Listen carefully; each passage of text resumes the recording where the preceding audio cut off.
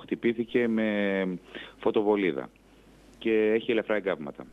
Αυτό είναι τραγικό, γιατί βέβαια μπορούσε να γίνει το μοιραίο με φωτοβολίδα. Να εξελιχθεί σε τραγωδία.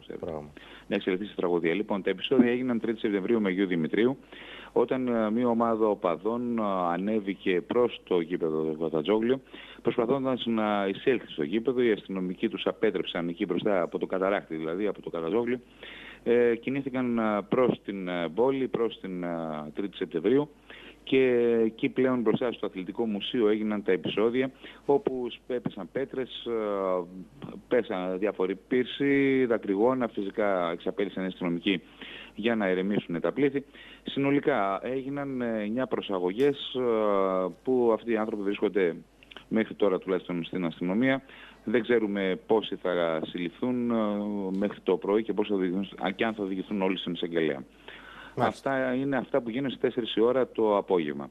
Έκτοτε τα υπόλοιπα τα είδατε, ό,τι έχει γίνει μέσα στο γήπεδο, και μετά τη λήξη του αγώνα, σύμφωνα με την αστυνομία, δεν είχαμε κανένα σοβαρό συμβάν. Μάλιστα. Κώστα, σε ευχαριστώ πολύ. Στο σημείο αυτό, κυρίες και κύριοι,